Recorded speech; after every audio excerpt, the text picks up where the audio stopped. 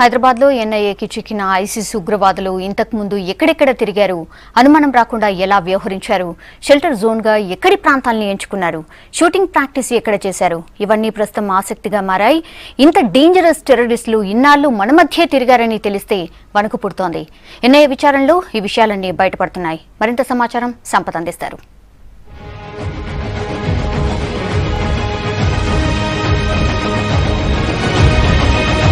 నగరంలోని పాత బస్తీలో పట్టుబడ్డ ఉగ్ర మూకలు రంగారెడ్డి జిల్లాలోని వికారాబాద్ అతి సమీపంలోని కెరల్లి గ్రామంలోకి ఎంటర్ అయిన తర్వాత మసీదులో ఆశ్రమం తీసుకున్న తర్వాత ఇక్కడున్న గ్రామస్తులతో భూమిని కొనుగోలు చేయడానికి బేరసారాలు చేశారు. వాళ్ళు ఏం మాట్లాడారు, గ్రామస్తులు ఏం చెప్పారు, వాళ్ళు అడిగి తెలుసుకుందాం.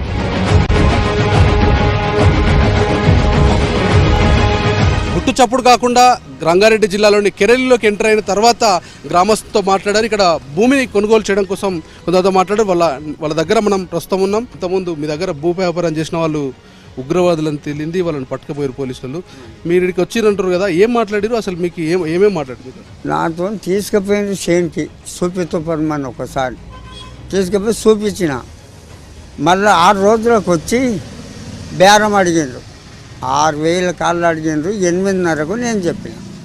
ఇక గంటే ఇక నేను ఇయ్యనన్నా వాళ్ళు ఏమో అంతకు పడదు అన్నారు. ఈ గొర్రె మీద తెచ్చిన గొర్రె మీద చెప్పిండ్రు. హైదరాబాద్ వాళ్ళు అంటే వీళ్ళు అన్నాడు. ఆయన గొర్రె మీద అన్నాడు కానీ వాళ్ళు నాకు చెప్పలే. ఎంతమంది వచ్చారు? నాతో మాట్లాడిండ్రు. ఒక్కడు 3 వచ్చిండ్రు. వాళ్ళు దూరం ఉండి వాళ్ళని ఒక్కరిని గుర్తుపట్టినా మొన్న తెచ్చిండ్రు, చూపించిన ఏనైనా. మేము వాళ్ళతో మాట్లాడలేదు సార్. రోజు గ్రంథాలయం దగ్గర పేపర్ చూస్తుంటాము.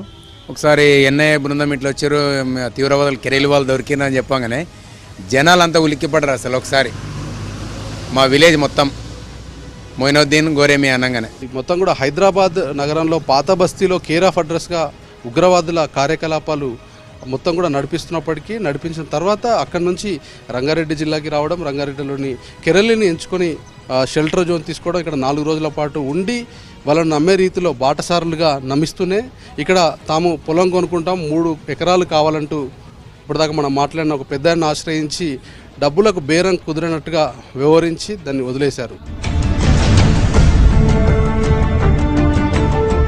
హైదరాబాద్ నుంచి కెరల్లి గ్రామానికి వచ్చిన ఉగ్రవాదులు ఇక్కడే 2 రోజుల పాటు బస్ చేశారు. బస్ చేయడంతో పాటుగా ఎక్స్ప్లోజివ్ మెటీరియల్ని తయారు చేశారు. ఇదే ఫారెస్ట్లో మనం ప్రస్తుతం చూస్తున్నటువంటి ఈ ఫారెస్ట్ ఏరియాలోనే కాల్పుల ప్రాక్టీసింగ్ చేశారు.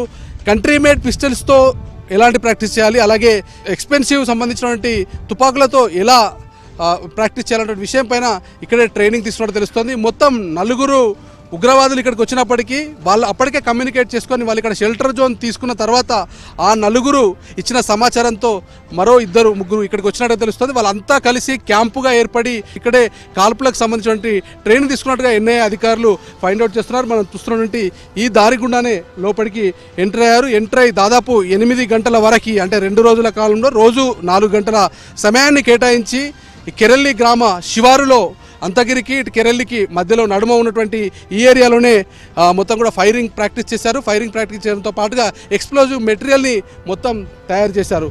అసలు ఆ స్పాట్ దగ్గరకు ఒకసారి వెళ్దాం. ఆ స్పాట్ దగ్గర ఎట్లా వాళ్ళు ప్రాక్టీస్ చేశారు, ఎలాంటి మెజర్మెంట్స్ పెట్టుకున్నారనే విషయం పైన ఎన్ఐఏ అధికారులు ఏం నిర్ధారించారనేది ఒకసారి చూద్దాం.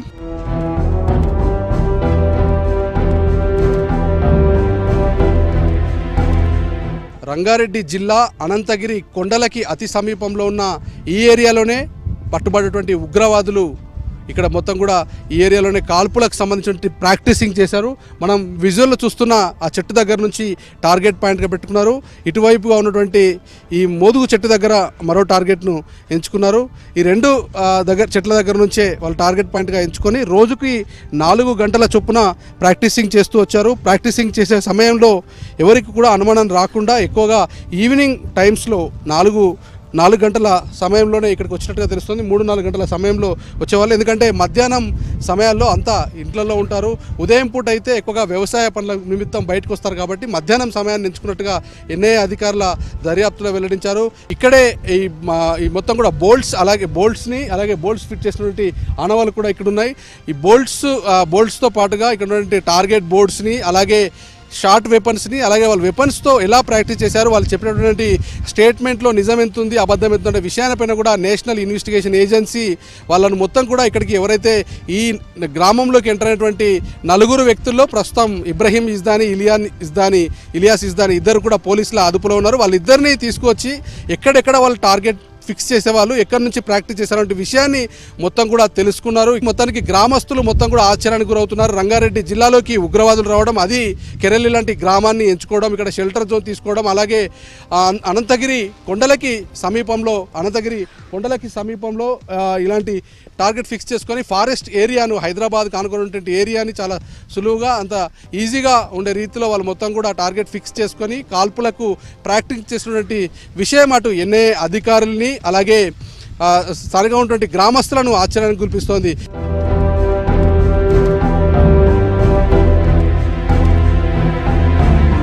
రంగారెడ్డి జిల్లాలోని కెరెల్లి ఏరియాలోనే పట్టుబడినటువంటి ఇబ్రహీం యజ్దాని అలాగే ఇలియాస్ యజ్దానితో పాటుగా మరో 3 ఉగ్రవాదులు ఈ ఏరియాలోకి వచ్చారు. సుమారు ఏప్రిల్ మాసంలో ఇక్కడికి రావడం జరిగింది. ఉగ్రవాదులంతా కూడా ఇక్కడికి బాటసారులుగా ఇక్కడికి చేరుకున్నారు. బాటసారులుగా ఇక్కడికి వచ్చిన తర్వాత వాళ్ళు ఇక్కడికి వచ్చిన తర్వాత ఒక మసీదులో ప్రేయర్స్ చేసుకున్నారు. ప్రేయర్స్ చేసుకున్న తర్వాత వీళ్ళని ఇక్కడ నమ్మించడం జరిగింది. బాటసారులుగా మేము వచ్చాం, ఈరోజు షెల్టర్ తీసుకుంటామంటూ 4 రోజుల పాటు ఇక్కడే ఉన్నారు. ఇక్కడ నుండి గ్రామస్తులతో మాట్లాడారు. ఎవరికి ఎలాంటి అనుమానం రాకుండా తమ కార్యకలాపాలు కొనసాగించారు. ఇప్పుడు ప్రస్తుతం మనం చూస్తున్నటువంటి మసీద్ మొత్తం కూడా తాళం వేసింది.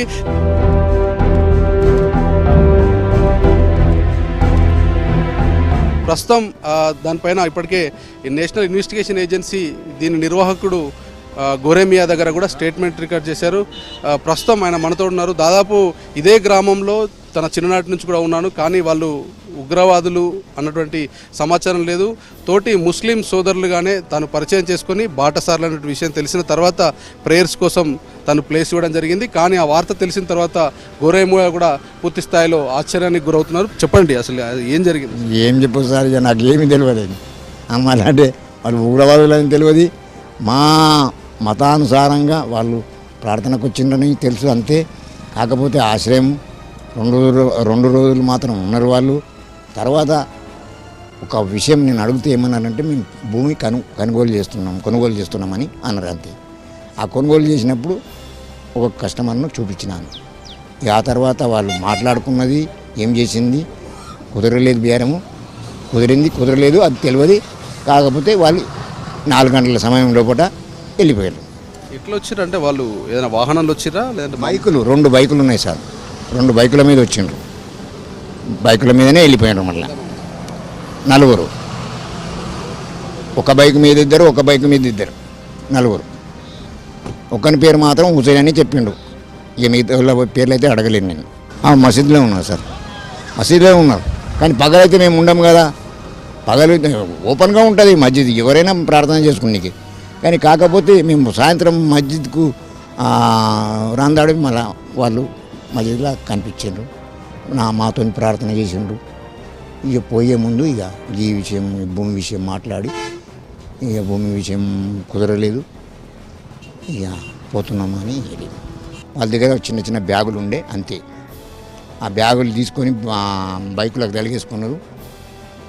ఏడుకోతున్నారని నేను కూడా అడిగిన. చెవెల పోతున్నామన్నారు. ఇక చెవెల పోయినరో ఎక్కడ చచ్చారో బాగా తెలియదు. ఒక మసీదులో మీరు మంచి మనసుతోటి వాళ్ళకు ఆశ్రయించారు, కానీ వాళ్ళు ఉగ్రవాదులు అని తెలియదు. మీరు ఏం చెప్తారు? ఏం చెప్పు సార్, ఇక మేమైతే చాలా బాధపడుతున్నాం దీని గురించి. అట్లాంటి సంస్థకు మేము ఆశ్రయం ఇచ్చినందుకు నాకే ప్రాణం పోయినంత సిగ్గు అనిపిస్తుంది. ఈ భూమి మీద ఉండొద్దు కూడా అనిపిస్తుంది. అంతదాకా నేను తెంపు చేసుకున్నా సార్. ఎందుకంటే దేశద్రోహులను నేను ఆశ్రయం ఇచ్చినట్లు అయిపోయింది. అది నాకు తెలియక నేను ఏదో మనం మత అనుసారంగా ఈ ప్రార్థన గురించి వచ్చిండ్రు కదా అని అంతే మర్యాద ఇచ్చుడు. కానీ మాకైతే అసలు విషయాల వల్ల ఏం సంగతి తెలియదు. మీరు మామూలుగా మీ మతానికి సంబంధించిన వాళ్ళు కాబట్టి మామూలుగా రమ్మన్న ప్రేయర్ చేసుకున్నారు. ఇట్లనే చాలా వేల మసీదులు ఉన్నాయి. మీరు చాలా పెద్దవాళ్ళ ఉన్నారు, ఎన్నో సంవత్సరాల నుంచి మీరు ఇక్కడ ఉండుంటారు. ఏం చెప్తారు అంటే ఎట్లా ఉంటే బాగుంటుంది అని పెట్టాలి సార్. ఇప్పుడు సంగతి అయితే రిజిస్టర్ పెడతాము. ఇక మా అంతటా మేమే కట్టుకున్నాం. ఇది మా మత గురువుల నుంచి మా పెద్ద మహానుభావులు చందాలు వసూలు చేసి ఇది నిర్మించుకున్న విషయం. ఈ మధ్య ఇద్దరు వ్యక్తులు వస్తుంటారు అప్పుడు, అంటే చాలాసార్లు వచ్చిపోతుంటారు. అంటే ఎక్కడో వస్తుంటారులే, వాళ్ళకు సంబంధించిన అనుకుంటారు అంతే తప్ప. ఇక్కడ దగ్గర పోలీస్ విలేజ్లో చెక్ పోస్ట్ ఉంది, కానీ వాళ్ళ నిఘా ఏం ఇక్కడ లేదు.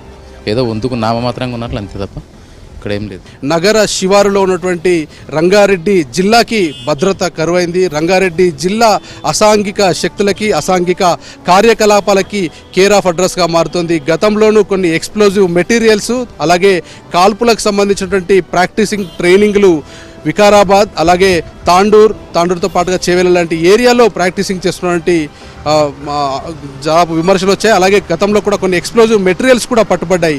కనీసం ఈ ఉదంతాన్నైనా దృష్టిలో పెట్టుకొని పోలీసులు మరింత నజర్ పెట్టాల్సిన అవసరం ఉంది. కెమెరామెన్ శ్రీకాంత్తో సంపత్, V6 న్యూస్, హైదరాబాద్.